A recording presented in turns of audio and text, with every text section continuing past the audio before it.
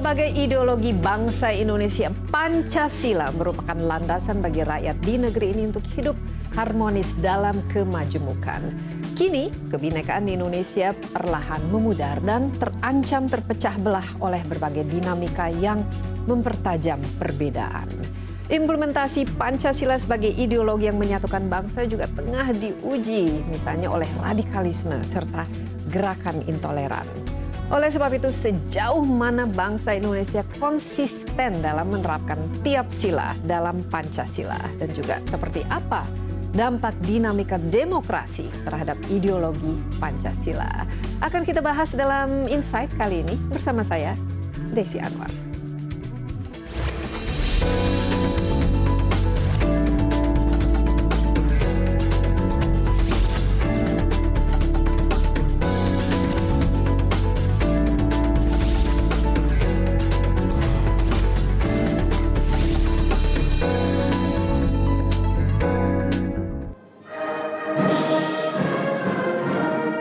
Rabu 7 Juni 2017, Presiden Joko Widodo melantik Unit Kerja Presiden Pembinaan Ideologi Pancasila UKP PIP di Istana Negara. Dengan keputusan Presiden nomor 31 M 2017, Presiden melantik 9 orang Dewan Pengarah dan 1 orang Ketua.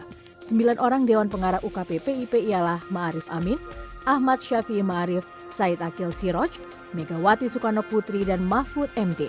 Lainnya adalah Sudamek Agung Waspodo Sunyoto, Pendeta Andreas Ananggutu Yewango, Wisnu Bawatenaya, serta Tri Sutrisno. Sementara Yudi Latif ditunjuk sebagai Kepala Unit PIP. UKP PIP bertugas membantu Presiden merumuskan arah kebijakan umum pembinaan ideologi Pancasila. Tujuan utamanya adalah mendorong masyarakat lebih mencintai, menghayati, memahami, dan mengamalkan nilai Pancasila dalam kehidupan sehari-hari. Salah satu Dewan Pengarah PIP, Mahfud MD, mengatakan unit ini nantinya akan membantu Presiden dalam merumuskan kebijakan di bidang ideologi negara serta melakukan sosialisasi Pancasila ke masyarakat. Oh, kewenangannya sudah ada di Perpres ya, sudah ada kalau itu ya, membantu Presiden dalam merumuskan kebijakan dan sebagainya.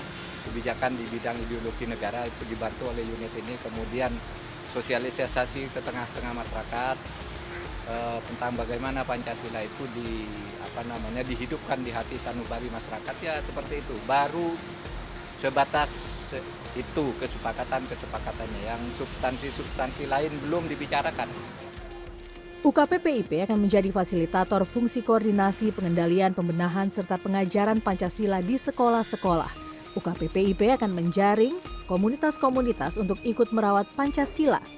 Saya kira saya sebut gembala-gembala komunitas ya, jadi rohaniawan, budayawan, sineas, jurnalis, ketua-tua adat, itu akan kita jaring di dalam satu konektivitas supaya sama-sama melakukan pengisian, sama-sama bertanggung jawab di dalam merawat Pancasila. Karena seperti Bung Karno bilang, Pancasila itu semula digali dari komunitas. Keterlibatan komunitas dalam melakukan sosialisasi ini merupakan salah satu pembeda UKP PIP dengan pembinaan, pendidikan, pelaksanaan, pedoman penghayatan, dan pengamalan Pancasila atau BP7, bentukan Presiden RI kedua Soeharto. Selain itu, unit ini juga tidak mengambil wewenang lembaga yang ada. Yosi Sesbaniagewa, CNN Indonesia. Iya, berbagai dinamika dan polarisasi yang terjadi akhir-akhir ini masyarakat mendorong Presiden Joko Widodo membentuk tim Unit Kerja Presiden Pembinaan Ideologi Pancasila atau yang kita akan kenal sebagai UKP PIP. Nah, tim ini diharapkan dapat mengembalikan implementasi Pancasila secara nyata dalam kehidupan berbangsa dan bermasyarakat. Seperti apa tugas mereka dan bagaimana upaya untuk memperkuat nilai-nilai Pancasila di tengah masyarakat? Untuk membahasnya, saya sudah ditemani oleh Yudi Latif, Kepala UKP Pembinaan Ideologi Pancasila. Halo Bung Yudi, apa kabar? Selamat ya, sudah ditunjuk sebagai kepala leader dari unit PIP-nya. Nah, Bung Yudi, saya kenal Anda sebagai seorang cendekiawan, pemikir, ahli kenegaraan, dan ini memang Anda sendiri melihat ya, ada semacam krisis Pancasila yang sudah kita sampai saat ini. Ya, saya kira goncangan dan retakan di ruang publik hari ini kan tidak seketika tiba, pasti dari satu proses fragmentasi yang panjang. Dan kalau UKP hadir hari ini sebenarnya itu hanya stimulusnya memang ada pada problem hari ini. Tapi sebenarnya kan gagasan tentang pembentukan semacam ini sudah lama diaspirasikan banyak komunitas. Iya. Sehingga MPR sendiri kan membentuk program sosialisasi 4 pilar sebagai respon terhadap itu. Artinya kan, dan saya sering ikut program-program MPR di berbagai kesempatan, selalu di ujung acara masyarakat itu mengatakan kenapa nggak ada lagi satu institusi yang harus utamakan Pancasila supaya kita ini punya sosialisasi yang lebih terstruktur, terarah.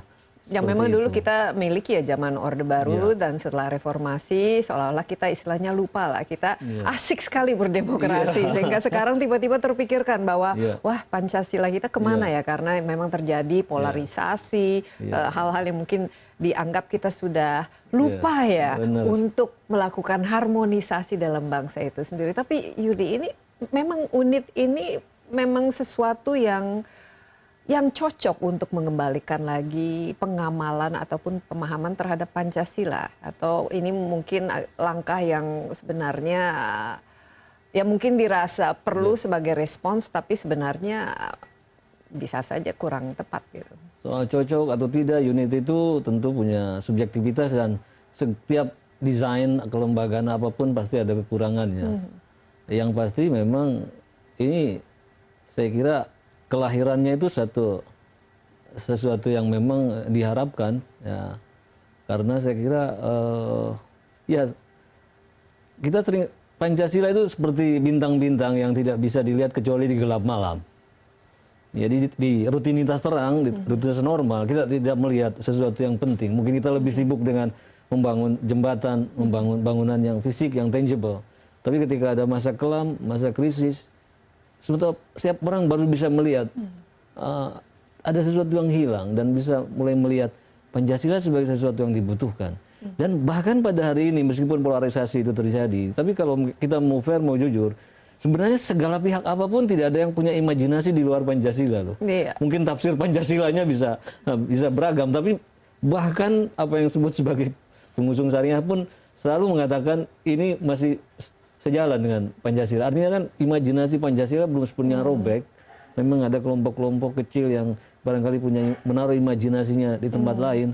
Tetapi rumah kebangsaan ini masih apalagi punya kalau kita lihat misalnya Pancasila. ini kan sangat inilah menjadi roh dari kelahirannya dan terbentuknya bangsa Indonesia ini ya, dan ya mungkin memang sudah saatnya harus diingatkan kembali. Tapi ini kan pembinaan ideologi ya, mungkin kata ideologi agak cukup ya menyeramkan lah istilahnya, itu seolah-olah ini top down. Sebenarnya visi misi yang ingin dicapai oleh UKP PIP ini apa?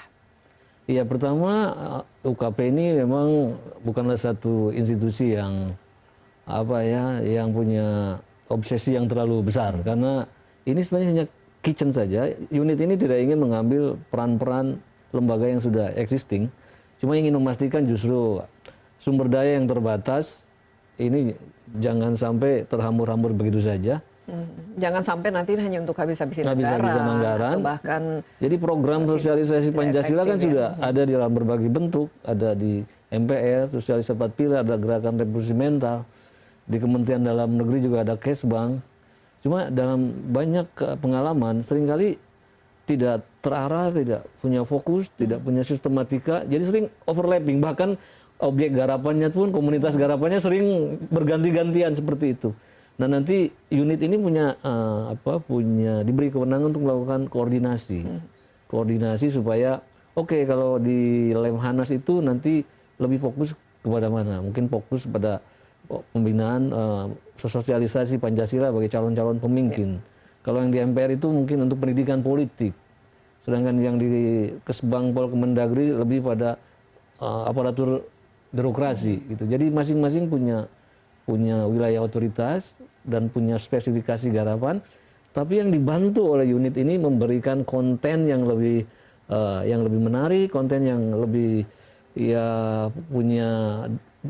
artinya dari segi substan juga bagus, tapi juga tidak kehilangan daya tarik sehingga orang penting memasuki itu, Pancasila. ya, penting. Oh, tidak. Ini saya tertarik kalau memang dimulai dengan dari jajaran para ya dari pemerintahan itu sendiri dan dari politikus. Yes. Apalagi karena kita dalam alam demokrasi ini sering sekali kita melihat politikus-politikus misalnya menggunakan jargon-jargon atau kampanye atau janji yang sebenarnya lebih bersifat populisme ya, bukan memiliki roh Pancasila itu sendiri. Bung Yudi ingin melihat hasil nyatanya sebenarnya itu nanti seperti apa kira-kira bentuk dari yang kita bisa katakan ini unit ini efektif, unit ini visi misinya tercapai dan memang berhasil. Bentuknya seperti apa? Ya, pertama saya selalu mengatakan ini sebenarnya ekspektasi publik itu luar biasa terhadap unit ini. Tapi saat yang sama sebenarnya juga harus realistis. Unit ini punya banyak keterbatasan, baik dari kewenangannya terbatas, juga durasinya kan pendek saja. Ini kan akan berakhir ketika pemerintahan Jokowi berakhir, jadi kurang dari 2 tahun. Kita harus memilih satu program yang... Ya kecuali kalau terpilih lagi. Iya, ya kecuali kalau terpilih lagi, tapi katakanlah apapun akan berakhir di pemerintahan ini. Nah, maka kita harus memilih program-program yang dalam jangka pendek tapi punya dampak besar. Low hanging fruit ya itu. Iya. Apa kira-kira yang bisa diprioritaskan? Iya, pertama misalnya kita harus memberi fokus pada perhatian pada bagaimana pembelajaran kembali Pancasila di dunia pendidikan. Karena kita ingin mendukung kehendak dari Kemendikbud, Kemendikti ingin mewajibkan kembali pelajaran Pancasila di sekolah-sekolah. Karena ini hampir 20 tahun. Iya. Ada kekosongan penalaran publik di anak-anak karena sebenarnya dipikir-pikir lumayan mengkhawatirkan ya. Iya. Padahal ini kalau di negara-negara lain kan belajar mengenai civic, konstitusi Betul, dan lain betul. sebagainya itu nomor satu lah istilahnya. Sehingga ini memang merupakan bagian dari darah daging setiap betul. Warga. Ya, anak-anak Amerika aja setiap hari Itu harus ya, hafal iya, luar iya, kepala. Sumpah dan benar Amerika kan gitu. Karena sebenarnya kan nasionalisme itu semacam apa ya, prosedur keselamatan kita sebagai satu kolektivitas.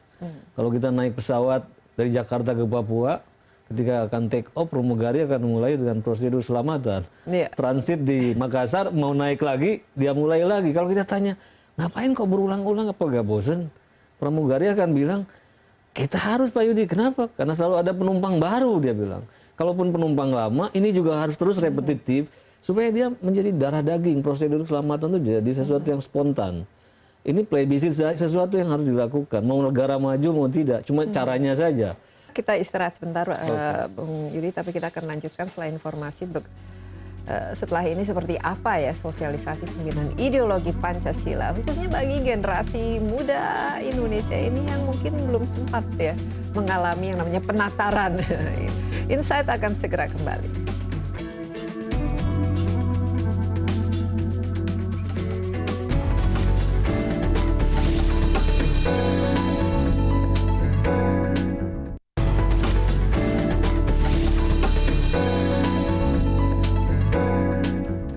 Ya, terima kasih Anda masih bersama Insight. Kita lanjutkan kembali perbincangan mengenai pembinaan ideologi Pancasila bersama Yudi Latif, Kepala UKP Pembinaan Ideologi Pancasila. Bung Yudi, kalau kita bicara pembinaan ideologi, bagi kita yang usia-usianya seperti ini mungkin masih agak trauma ya, karena dulu ada namanya BP7, Badan Pembina Pendidikan Pelaksanaan Pedoman Penghayatan dan Pengamalan Pancasila, dan mungkin setiap orang pada saat ini zaman Orde Baru ya harus ikut P4 ya, harus ditatar ya, mungkin bisa.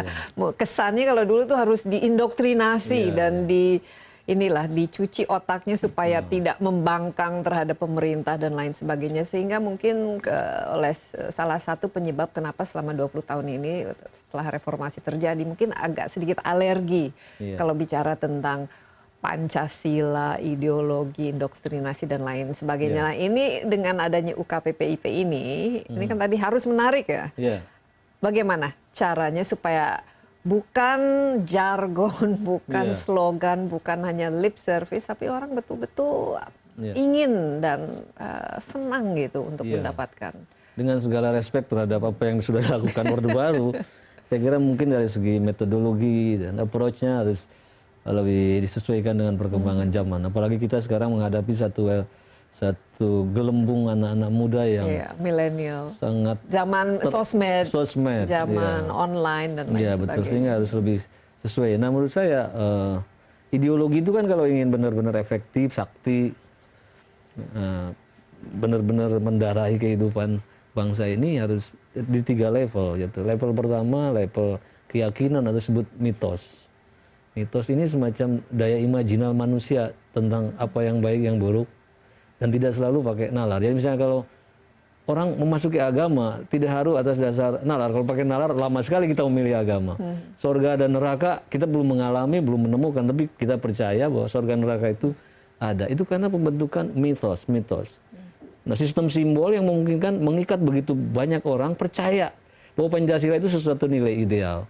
Nah, masalahnya di zaman lalu sistem pemitosan ini pakai pendekatan yang kering, yang agak cenderung top down dan traumatik akibatnya. Ya, karena dibarengi dengan pemerintah yang sangat otoriter, misalnya yang agak memaksakan. Gitu. Ya, mestinya sistem mitos yang bagus itu sistem mitos yang masuk dalam bentuk soft power, masuk ke pori-pori dan sanubari anak-anak itu, dan diterima dengan menyenangkan, diterima dengan rileks, dan diterima atas dasar kerelaannya sendiri. Dan merasa bangga ya. Kalau saya lihat mungkin kalau misalnya kita menang dalam olahraga, kemudian lagu Indonesia Raya dimainkan, bendera merah putih dikerek lah istilahnya, kemudian itu memang secara spontan dan secara tulus, secara otentik merasa ada kebanggaan itu. Betul, lewat seharusnya musik, melihat lewat film ya. lambang Pancasila ini dan Bhinneka Tunggal Ika ini harusnya kan meningkatkan rasa nasionalisme secara positif. Iya, betul, keterpautan. Berarti kan perlu trainer, perlu program dan cara-cara yang menarik. Ini sudah ada pemikirannya bagaimana? Iya, jadi dalam memunculkan mitos-mitos baru yang konstruktif ini, artinya kan sekarang kita ini kan melalui perlombaan pembentukan mitos nih yang hegemonik di ruang publik. Ada mitos yang sifatnya memecah kan. Saat yang sama kita harus menciptakan mitos-mitos yang lebih menyatukan. Nah, ini saya kira kekuatan kreatif bangsa ini sebenarnya tidak kurang. Jadi kita makanya pendekatan kita itu lebih pada mengembangkan partisipasi komunitas. Jadi Pancasila harus dikembalikan pada rahim pemiliknya itu kan komunitas. Bung Karno bilang aku gali Pancasila itu dari bumi Indonesia sendiri. Artinya sudah nilai hidup, laku hidup itu disemai oleh gembala-gembala komunitas. Nah, komunitas harus kita sertakan, budayawan, seniman, musisi, sehingga kemudian Pancasila itu pada tingkat mitos baru ini tadi melahirkan efek-efek orang bangga lagi menjadi Indonesia. Atlet bahkan mungkin orang seperti Agnes Monica bisa menjadi juru bicara Pancasila dalam gaya baru ini. Dan saya lihat waktu hari lahir Pancasila beberapa waktu lalu kan dengan meme saya Indonesia, saya Pancasila, mungkin udah mulai ke arah ke sana.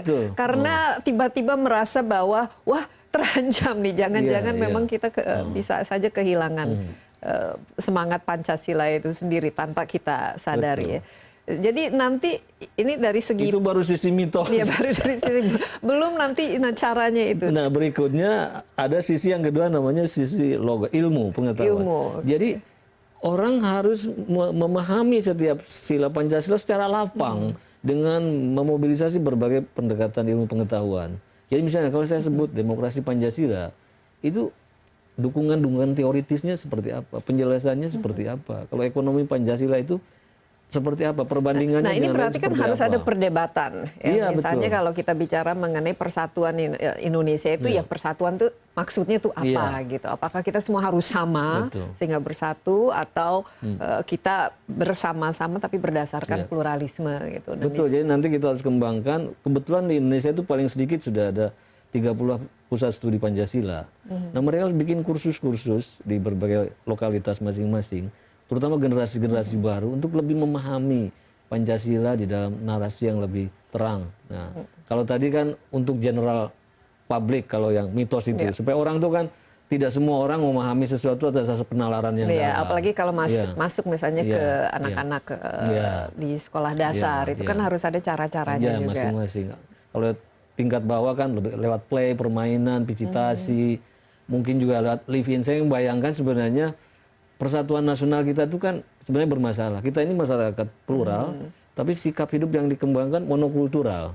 Kita hanya bergaul sama agama yang sama, etnis yang sama. Kita mestinya ada live in gitu. Misalnya orang Papua bisa tinggal di rumah-rumah di orang Aceh pernah paling tidak seminggu merasakan tinggal di begitu. Jadi ada sesuatu Itu yang nanti kira-kira salah satu program yang Iya. akan dibangun itu mungkin lebih sifatnya pergantian gitu, pelajar Ya, atau ya, exchange, seperti itu. saling memahami. Ya, memahami. Kalau di sekolah bagaimana? Kalau dulu kan kita upacara bendera ya, ini Ya. mungkin harus memang dijadikan wajib kembali atau bagaimana?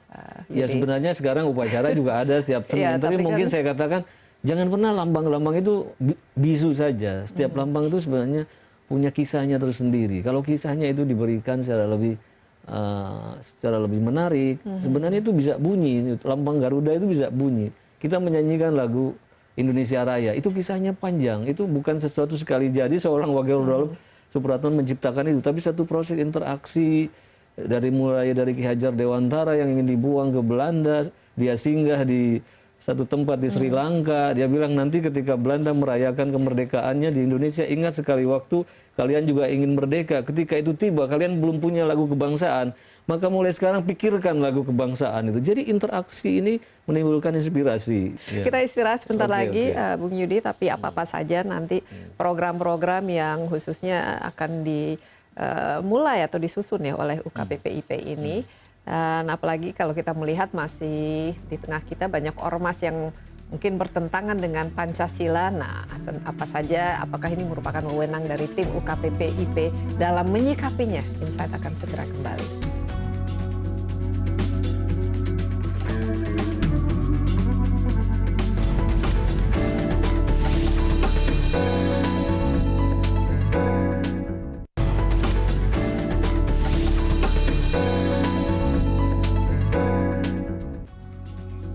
Anda menyaksikan Insight. Ancaman terhadap ideologi Pancasila justru muncul di tengah-tengah masyarakat Indonesia yang majemuk. Pemerintah bahkan berencana membubarkan sebuah organisasi masyarakat yang dinilai anti Pancasila. Nah, bagaimana meningkatkan partisipasi masyarakat dalam memperkuat ideologi Pancasila? Kita lanjutkan pembahasannya bersama Yudi Latif, Kepala UKP Pembinaan Ideologi Pancasila. Nah, memang ini kenyataannya demikian. Indonesia sekarang lagi menghitung pulau katanya, lebih dari 17.000, dan juga mungkin hal-hal seperti demokrasi ya, ada juga yang mungkin pemahaman terhadap demokrasi, ada juga yang mempertanyakan ya apakah memang ini cocok bagi Indonesia. Kalau saya lihat ini juga dalam kerangka krisis identitas yang kita alami, bukan saja di Indonesia tapi di dunia ya, ketika hampir seluruh negara sekarang kan kecenderungannya kan berdemokrasi. Kalau dulu kan dunia masih simpel ya, Bung Yudi ya. Ada barat, ada timur, ada komunisme, sosialisme, kapitalisme, dan lain sebagainya. Nah, sementara sekarang bangsa itu mencari identitas masing-masing. Nah, di Indonesia sendiri ya, kita sepakat Pancasila adalah identitas kita. Tapi meyakinkannya kepada masyarakat yang memang majemuk, dari jumlahnya 250 juta, dengan budaya, latar belakang, dan suku, ras, dan lain sebagainya yang sangat berbeda. Menantang ya? Iya, jadi memang Indonesia masyarakat majemuk dan makin kompleks seiring dengan globalisasi.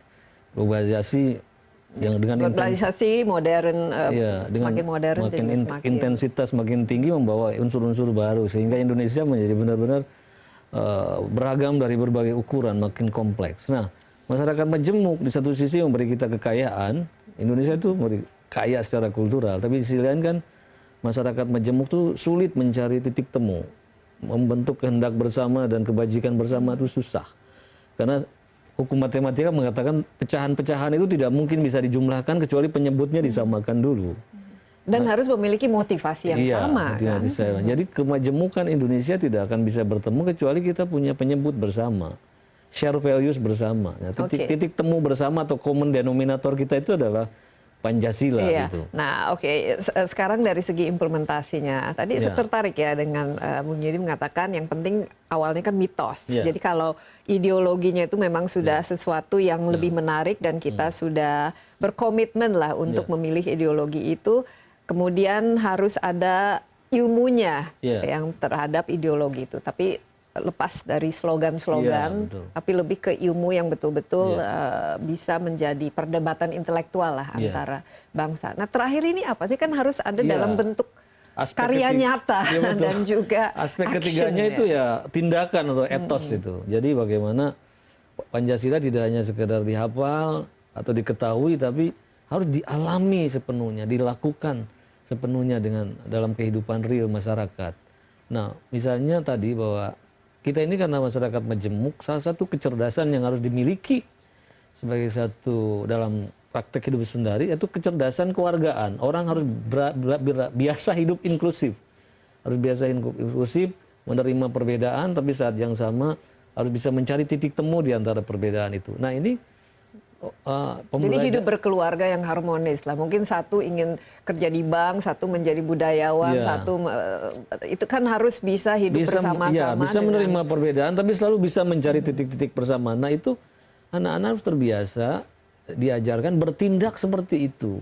Kita bentuk misalnya di sekolah-sekolah itu satu penugasan yang berbasis kelompok untuk mengamalkan nilai Pancasila itu. Kalau dulu kan cuma dihafal nilai Pancasila. Nah, sekarang harus dikasih assignment anak-anak itu untuk bertindak berdasarkan Pancasila. Dan mengalami dalam praktek itu biasanya jauh punya kesan yang mendalam, merubah mindset dan mulai pola pikir. Jadi saya pernah mengumpulkan anak-anak lintas agama, lintas etnis di Puncak. Di hari pertama mereka hanya berkumpul sesama etnisnya saja, agamanya saja. Itu mencerminkan realitas kita. Setelah itu kita bikin kelompok itu dicampur baik dari segi etnis agama. Dimulai dengan simulasi lewat outbound, tapi mulai bonding terjadi, ikatan terjadi. Setelah itu kemudian kita minta mereka untuk menyusun proyek perubahannya masing-masing berdasarkan sila-sila Pancasila. Ada katanya yang mengamalkan sila kelima, keadilan sosial. Mereka bikin ke pasar-pasar tradisional, membantu pedagang di pasar, bagaimana membuat packaging yang lebih menarik dan lain-lain. Yang sila satu, kesetuhanan, mereka kemudian masing-masing agama giliran yang Kristen membereskan masjid, yang masjid gitu, berkunjung ke berbagai rumah ibadah. Jadi betul-betul dikaitkan dengan tindakan nyata, dan implementasi. Grupnya juga sudah disusun sedemikian rupa sehingga bisa benar-benar mengalami hidup dalam perbedaan. How to live together itu. Nah, musyawarah mufakat ini juga penting, harus betul-betul ada wujud ya yang bisa diimplementasinya. Nah, mungkin balik ke dalam implementasi dari pembinaan ini. Saya lihat kan sekarang ada Dewan Pengarahnya kan baru disusun dan Anda sendiri sebagai pemimpinnya. Nanti kira-kira otak-otak atau trainer atau siapa-siapa saja yang dibutuhkan dan apakah SDM-nya itu cukuplah dari orang-orang yang memiliki inovasi dalam mengajar dan juga memahami Pancasila yang ada aspek kekiniannya lah mau tidak mau dengan menggunakan sosmed dan lain sebagainya. Oke, jadi tadi kita baru menyinggung deputi pertama yang concernnya untuk membenahi cara proses belajar mengajar Pancasila. Nah, yang kedua, deputi kedua itu utamanya bagaimana mengarus utamakan Pancasila di ruang publik. Nah, caranya pendekatannya bukan lagi vertikal seperti di masa lalu. Kalau dulu negara yang ngambil inisiatif, negara yang menafsir, negara yang menata. Repot sekali ya negara ini. Sekarang kembalikan ke semangat gotong royong. Kita lebih memberdayakan peran-peran komunitas. Jadi kembalikan Pancasila itu jadi milik bersama. Nah, nanti berbagai komunitas yang sebenarnya sekarang juga secara sporadis ada di mana-mana punya kepedulian yang sama. Kita jaring di dalam satu sinergi. Nah, tenaga-tenaga kreatif dari berbagai elemen ini membentuk konten-konten, bahan-bahan digital, bahan-bahan untuk meme dan lain-lain yang kemudian itu bisa jadi bahan baik untuk diviralkan atau dan Indonesia banyak sekali anak-anak yang sangat kreatif dalam hal ini menciptakan meme. Betul. Kita juga bisa bikin kompetisi-kompetisi film-film pendek, bagaimana anak SMA menafsir realitasnya berdasarkan kreativitas gambar, mungkin tentang toleransi, tentang apa di kehidupannya. Lalu bahan-bahan yang kita kumpulkan bisa jadi pembendaharaan guru-guru untuk mengajar juga. Dan saya rasa media juga bisa sangat membantu dalam mengangkat contoh-contoh di mana Pancasila ini betul-betul diamalkan dan diterapkan secara nyata oleh masyarakat itu sendiri. Oke, makanya Dewan Pengarah ini kan kebanyakan dari tokoh-tokoh masyarakat. Ini harus lebih banyak perempuannya saya dilibatkan. Kita 50%. Ya, mudah-mudahan nanti di Dewan Pelaksananya akan banyak perempuan. Siapa lagi nanti deputi yang harus ini kan ada yang di sekolah, pendidikan, kemudian yang mengarus utamakan di masyarakat itu sendiri. Siapa-siapa nanti yang dilibatkan? Ya, jadi deputi ini sendiri sejak awal meskipun 3 deputi ya. Yang ketiga apa ininya? Yang ketiga itu pengendalian dan evaluasi. Nah ini juga penting. Yang ketiga ini gini, selama ini kan seolah-olah Pancasila jadi alat monitor negara pada rakyat. Tapi rakyat bilang, apa benar yang tidak berpancasila cuma rakyat? Jangan-jangan penyelenggara negaranya. Iya, apalagi kalau masalah keadilan sosial dan lain sebagainya, Iya. itu kan apakah Iya. pemerintah sudah selama ini Benar. melakukan hal yang Pancasila? Itu kan Makanya juga perlu bisa ada dipertanyakan. pengukurannya. Tugas deputi ketiga melakukan pengukuran seberapa jauh Pancasila itu dijalankan di dalam praktek pemerintahan. Jadi nanti kementerian dan lembaga, bahkan Pemda kita ukur. Ada KPI-nya nanti Iya, ada dalam indeks, kita membuat bikin indeks. kebijakan. Iya. Nah, apakah ini sesuai dengan Iya, Pancasila? Pancasila. Ya? Jadi Menarik setiap ya? sila itu kita nanti turunkan pokok-pokok indikatornya, terus kita ukur. Kan dulu ada indeks tentang seberapa Islami kota-kota Iya. itu. Nah nanti seberapa Pancasilais Pancasila. kota-kota itu dengan ukuran-ukuran tertentu. Oke. Optimistis ini bisa diterapkan dalam waktu 2 tahun, Bung Yudi, karena ini kan banyak ya PR yang masih harus diselesaikan dalam membentuk lembaga ini sendiri, belum lagi nanti mensosialisasikannya dan menerapkannya sehingga bisa dimonitor dan dievaluasi dengan baik. Ya paling tidak ya kita juga harus realistis. Jadi mungkin lebih baik kita memilih tadi semacam program-program unggulan, lalu kita bikin semacam pokja-pokjanya. Paling tidak kita punya semacam model-model percontohan. Harus ada champions mungkin Ya, yang champion, diajak, quick khususnya win di nanti anak-anak muda ya, Ya. kreatif. Ya, itu juga. Jadi bagaimana tadi mengalihkan suasana. Kita tidak ingin melayani tengkar-tengkar di ruang publik, tapi ingin mengalihkan perhatian dari tengkar publik pada sesuatu yang lebih positif. Dengan melahirkan hero-hero di ruang publik dari berbagai bidang. Bung Yudi, terima kasih banyak, sangat menarik, Ya. kerja yang sangat mulia, kita juga perlu dukung ya, dan Mohon dukungan ya. optimis lah, kita harus optimis bahwa memang ini sesuatu yang kita butuhkan saat ini dan ya selamanya lah kalau Ya. Indonesia ingin memiliki masa depan yang cerah dan jangka panjang. Sekali lagi Baik, terima kasih. Ya. Ya, setelah informasi berikut ini kita lanjutkan pembahasan mengenai ideologi Pancasila bersama narasumber lainnya. Siapa dia? Tetaplah bersama Insight.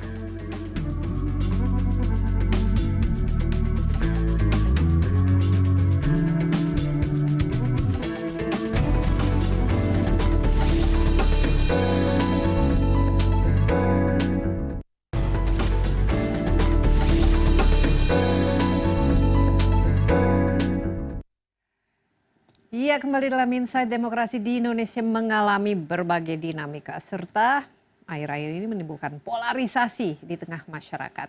Nah, disinilah pentingnya implementasi Pancasila untuk menghormati segala perbedaan di tengah keberagaman.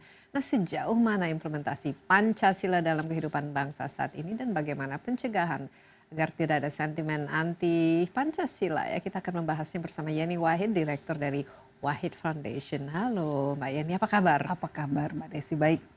Akhir-akhir ini sepertinya kita itu penuh dengan emosi, ya.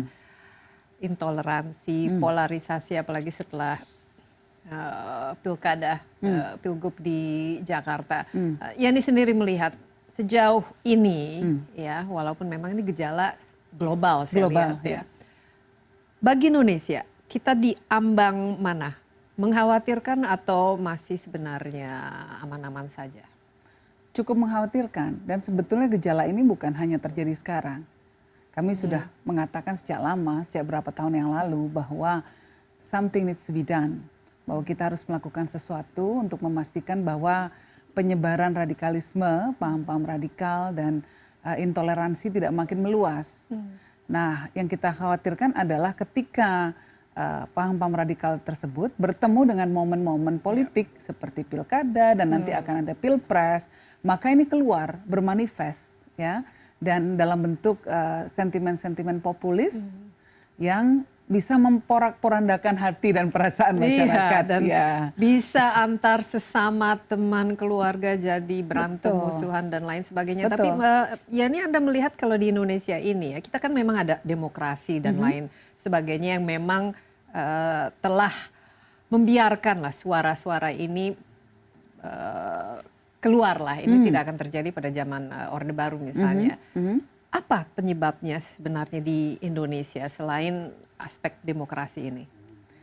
Kalau menurut saya ketika ada perceived sense of injustice ya, jadi beberapa faktor yang kita lihat dari hasil survei kita ya, yang kita lakukan kemarin tahun lalu kita melakukan national survey on radicalism dan intolerance. Ada beberapa faktor yang terlihat mempunyai korelasi positif dengan radikalisasi. Salah satunya adalah perceived sense of injustice. Jadi ketika ada persepsi terjadi ketidakadilan di masyarakat, ya, nah itu kemudian bisa menjadi alasan bagi sekelompok orang untuk melakukan radikalisasi di kalangan masyarakat. Dan ketika ada sekelompok masyarakat yang mungkin they want to do something, mereka ingin melakukan sesuatu, ya, lalu bertemu dengan orang-orang yang menawarkan solusi pintas memakai dalil agama, mengajak berjihad dan lain sebagainya, caranya untuk memperbaiki keadaan dengan cara seperti itu, jadilah akhirnya kelompok-kelompok radikal. Di sini di mana politik bertemu dengan agama ya, jadi politisasi terhadap agama. Tapi apakah ini memang perceived injustice ya, seolah-olah ada merasa bahwa ya ketimpangan dan lain sebagainya. Tapi apa iya betul di Indonesia ini merupakan faktor yang penting, apalagi mengingat bahwa ya sebenarnya kan keadaan Indonesia secara ekonomi itu semakin lama semakin membaik. Iya, jadi misalnya di US kita lihat bahwa ketika ada kegelisahan karena dianggap 1% of the society ya menguasai hampir sebagian besar aset di negara tersebut, maka kemudian ada gelombang protes, ada keresahan, ada kegelisahan. Namun manifestasi dari kegelisahannya berbeda. Mereka protes ke Wall Street. Nah di Indonesia juga sama. Ketika Gini koefisien kita makin naik, ya, dan ketimpangan antara yang kaya dan yang miskin makin menganga, dan kemudian masyarakat melihat bahwa kualitas hidupnya tidak membaik, ya.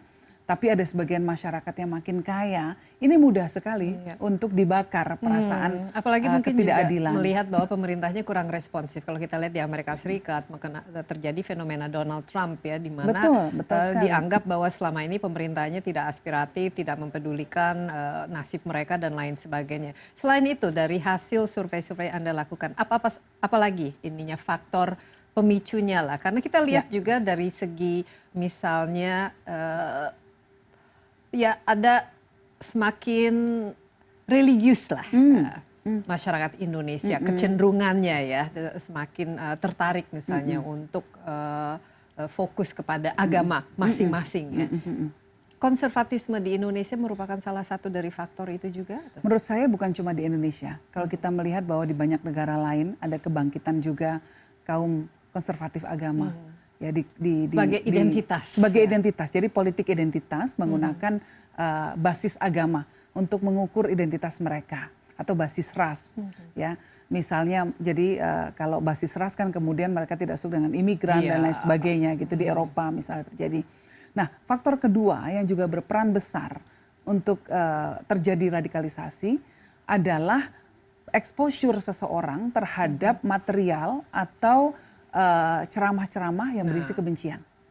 Jadi ketika seseorang makin terekspos, makin banyak mendengar ceramah atau membaca materi atau melihat ya misalnya konten YouTube atau mungkin mainstream media yang isinya adalah pesan-pesan kebencian, maka makin mudah terradikalisasi. Iya, jadi media sosial, internet itu lumayan ya pengaruhnya, apalagi kalau kita lihat cara-cara ISIS misalnya mereka melakukan rekrutmen lewat media sosial dan lain sebagainya. Nah ini balik ke pendidikan ya dan juga ceramah dan lain sebagainya. Apa Yani melihat ini fenomena ini di mana kok sepertinya masyarakat Indonesia itu cepat sekali misalnya mengadopsi sesuatu yang sebenarnya bukanlah jati dirinya, misalnya seperti ya Wahabisme dan ini sudah masuk ke dalam ranah pendidikan dan lain sebagainya. Apa yang menyebabkan ya? Mereka bergeraknya sudah cukup lama, sekitar 30 tahun gerakan ini. Dan dipicu tadi itu semangat untuk mempunyai sebuah identitas kelompok ya atau kelompok agama ya katakanlah. Dan ini misalnya diilhami oleh dulu gerakan-gerakan di Iran, revolusi Iran dan lain sebagainya. Tahun 79, ya, lalu kemudian Ikhwanul Muslimin ya di Mesir dan lain sebagainya. Nah, masuk juga ke Indonesia tahun 80-an dan mulai berkembang sejak saat itu. Nah, sebetulnya kalau ideologi macam-macam masuk ke Indonesia sih tidak masalah. Yang kita masalahkan adalah ketika ideologi itu mengkampanyekan agar membenci orang lain atau memperlakukan orang lain secara tidak setara, tidak secara sederajat. Ya, artinya orang lain yang berbeda dari dirinya kemudian diingkari haknya, ya, hak konstitusionalnya. Itu kan yang kemudian kita tentang. Gitu. Nah, pergerakan ini sudah cukup lama dan awalnya menyasar sekolah-sekolah dan kampus-kampus. Jadi memang selama ini tidak banyak orang yang cukup sadar, cukup aware terhadap perkembangan semacam ini. Hanya kelompok-kelompok tertentu yang kemudian melakukan aksi-aksi sporadis untuk menahan laju dari gerakan intoleransi dan radikalisasi ini. Nah, sekarang ini saatnya bagi kita semua untuk makin terbuka, melihat fenomena yang ada, ancaman yang ada, dan kemudian melakukan sesuatu secara sistematis. Nah, ya nih, Indonesia kan dikenal sebagai Islam yang moderat. Kita ada NU dan juga Muhammadiyah, ya, dan ya memang orang boleh apa saja asal tidak akhirnya melakukan kekerasan, tindakan diskriminatif, merusak dan lain sebagainya. Ini kan kita alam demokrasi ya, suka-suka ya, apapun kepercayaan yang dipilih. Tapi Anda sendiri melihat apa yang terjadi sekarang pada kalangan Islam Muslim yang moderat itu, dan sejauh mana ini membuat teman-teman juga cemas gitu, melihat fenomena seperti ini. Iya, jadi sekarang kita melihat sebetulnya bukan cuma Islam saja. Yang kita lihat ini sekarang fenomena tirani mayoritas terhadap minoritas. Jadi di daerah-daerah di mana ada satu kelompok yang menjadi mayoritas, maka potensi kelompok tersebut untuk mengoperasi atau melakukan intimidasi terhadap kelompok-kelompok minoritas lebih besar. Dan kita lihat dari kasus-kasus. Jadi misalnya kalau di di Jawa mayoritasnya Muslim, maka banyak yang bisa menjadi korban. Kasus-kasus yang terjadi selama ini adalah non-Muslim atau Islam yang bukan mainstream, misalnya Syiah atau Ahmadiyah. Ya. Nah, demikian juga kalau di sebuah daerah ternyata di situ yang basisnya non-Muslim, maka ada 1-2 kasus di mana justru Muslim yang mengalami perlakuan diskriminasi. Jadi ini yang terjadi adalah sikap ingin memenangkan kepentingan kelompoknya sendiri. Jadi ini semacam ya hal yang negatif ya dari masyarakat yang mungkin diperuncing lagi dengan adanya alam demokrasi ini, di mana ya mayoritas, karena kita mayoritas, akhirnya ya mayoritas menerapkan semacam tirani. Nah, betul. Apa yang perlu dilakukan? Kita lihat sekarang mungkin pemerintah tiba-tiba merasa bahwa harus melakukan sesuatu khususnya berkaitan dengan Pancasila, atau kita kan memiliki moto Bhinneka Tunggal Ika, dan Pancasila kita juga sesuatu yang kita sebagai negara sudah komit. Ini bagaimana cara kita bisa menerapkannya? Iya. Saya sangat bersyukur bahwa kita ada di Indonesia dan kita punya ideologi Pancasila. Karena Pancasila bagi saya tetap pusaka yang bisa menjadi sebuah sintesa, bisa menjadi modal besar untuk mengukuhkan kembali identitas keindonesiaan dalam melawan radikalisme. Jadi setiap bangsa tentunya punya struggle, ya, punya tantangan untuk mendefinisikan jati diri mereka, identitas mereka. Nah, identitas itulah yang kemudian akan menyatukan, ya, secara teori ya, akan menyatukan semua orang warga bangsanya yang berhimpun dalam negara tersebut. Nah, kita semua sudah berkomitmen, para founding fathers kita komitmen terhadap Pancasila, kita meneruskan. Sampai saat ini masih tetap kita adopsi sebagai state ideology. Nah, Pancasila sudah memuat begitu banyak prinsip-prinsip yang sebetulnya selaras dengan nilai-nilai agama. Ya, dan termasuk juga keadilan kan ada di situ. Keadilan, dan itu harusnya bisa menjawab ya. Persatuan, demokrasi dan lain juga ada musyawarah. Ya. Nah, yang sekarang harus kita lakukan adalah memastikan betul bahwa implementasi nilai dari Pancasila itu betul-betul ada di masyarakat. Persoalan keadilan tadi, persoalan kemanusiaan. Nggak bisa kita cuma bilang hidup Pancasila, saya Pancasila, tetapi tanpa mempraktekkan memperlakukan orang lain dengan manusiawi. Tanpa mempraktekkan kesetaraan bagi semua warga negara, apapun latar belakangnya, etnis, agama, dan lain sebagainya. Dan juga kita harus punya consciousness, kesadaran. Ya, kesadaran sejarah. Sejarah bangsa kita, begitu kita konflik dan menyangkut sara, maka pasti mematikan. ini dia. Ini yang penting. Kita istirahat sebentar ya, Yeni. Tapi sekarang kita sudah memiliki yang namanya UKPPIP ya. Jadi istilahnya ada special unit kerja khusus yang memang difokuskan untuk mengimplementasi ideologi Pancasila itu sendiri supaya kita tidak lupa. Betul. Ya, tetaplah bersama kami. Insight akan segera kembali.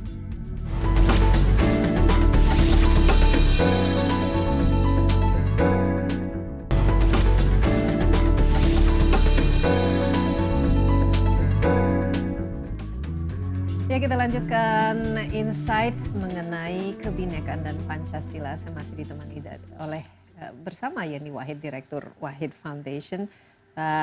Yeni, sekarang kita mungkin melihat ya apa yang perlu kita lakukan khususnya dari masyarakat atau civil society juga. Apalagi saya lihat kan Anda kan kontribusinya kan luar biasa ya. Wahid Foundation sendiri kan juga ingin ya menciptakan ya, negara ini supaya tetap bersatu, harmonis dan lain sebagainya. Legasinya Gus Dur lah. Ya, dan Gus Dur memang tokoh yang sangat plural ya, kita we miss him because of that gitu. Apa strategi ke depan dan bekerja sama misalnya dengan pihak-pihak lain juga? Sebetulnya yang paling penting pertama ini kita punya National Action Plan. Pada saat ini yang masih lacking itu adalah banyak orang melakukan sesuatu tetapi tidak secara sistematis sendiri-sendiri ya, dan sehingga hasilnya kurang maksimal.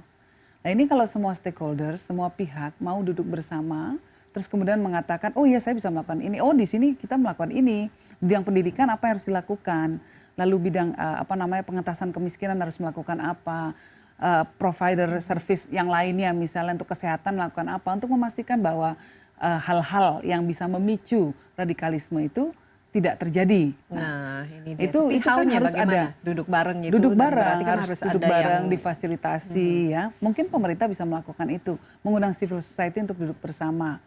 Dan kemudian merumuskan secara bersama-sama langkah ke depan, itu satu hal. Karena pendekatannya tidak bisa pendekatan keamanan saja. Harus pendekatan sosial, politik ya, dan ekonomi. Nah, ini kan melibatkan luar biasa ini, aktor-aktor yang terlibat harus banyak sekali. Juga kemudian hukum, secara hukum, payung hukumnya seperti apa? Kalau orang terlibat tindakan radikalisme harus dilakukan seperti apa? Orang pergi ke Syria, pulang ke sini, bagaimana penanganannya? Apakah paspornya perlu dicabut misalnya, atau pengawasannya dan lain sebagainya? Betul. Nah kalau pemerintah sendiri saya lihat dengan UKPPIP ini kan baru dibentuk ya. Ya ini melihatnya itu bagaimana? Ini suatu hal yang positif atau karena ini istilahnya pemerintah yang menginitiate ya, dan biasanya kalau sesuatu yang dari atas orang agak alergi lah, wah ini nanti seperti zaman dulu harus ikut P4, harus menghafal jargon-jargon. Pasti beda banget, ini udah binatangnya beda, alamnya beda, kira-kira gitu ya. Jadi alamnya sendiri sudah sangat jelas berbeda, alam demokrasi. Malah saya berpikir takutnya malah justru kurang punya gigi. Jadi kita harus betul-betul mendukung untuk memastikan bahwa program-programnya bukan sekedar jargon, bukan sekedar pengulangan jargon-jargon tentang Pancasila, tapi betul-betul adalah program yang didesain untuk bisa mengatasi persoalan-persoalan real tadi di masyarakat. Nah, kalau saya lihat orang-orang yang terlibat kan udah orang-orang yang sangat kualitasnya luar biasa.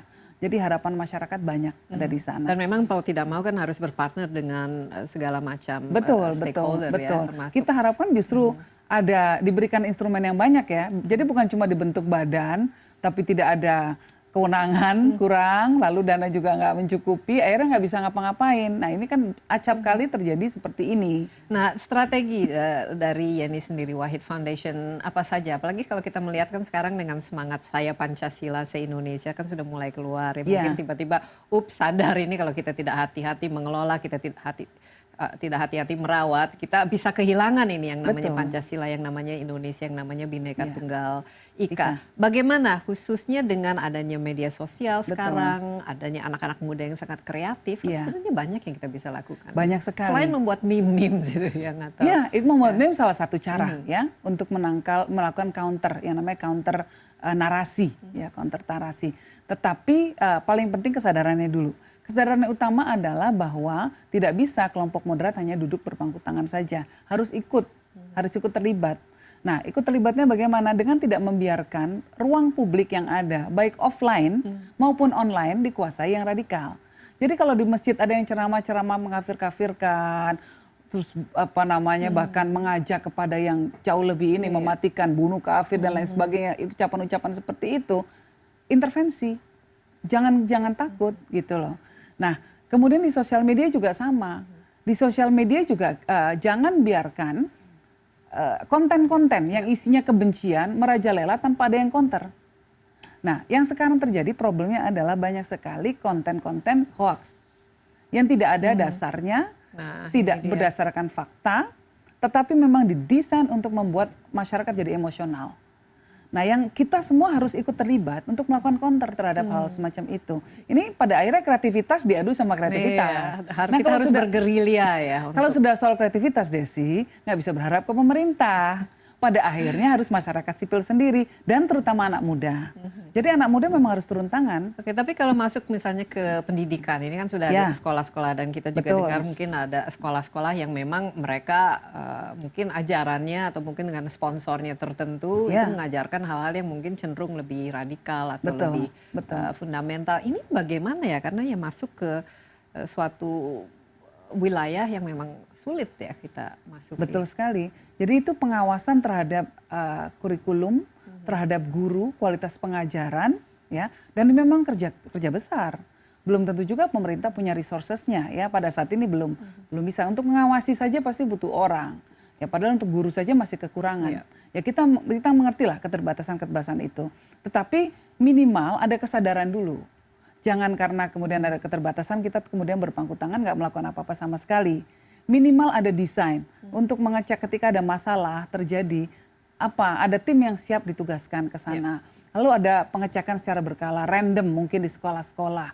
Dan begitu ada masalah langsung diintervensi misalnya. Ya, langsung dilaporkan dan ini tidak boleh didiamkan begitu saja. Betul, ya. Tapi betul berarti sekali. kan harus ada di lingkungan keluarga juga harus kapasitasnya juga harus diperkuat kan ya. Betul. Jadi hal-hal yang mendorong kepada patriotisme, kepada sense of belonging terhadap negara ini ya.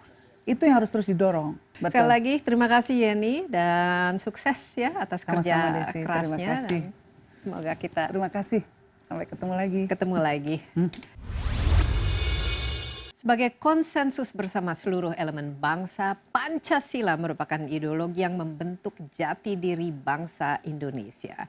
Implementasi nilai-nilai Pancasila dalam kehidupan mutlak dibutuhkan untuk mencapai keharmonisan di tengah kebinekaan.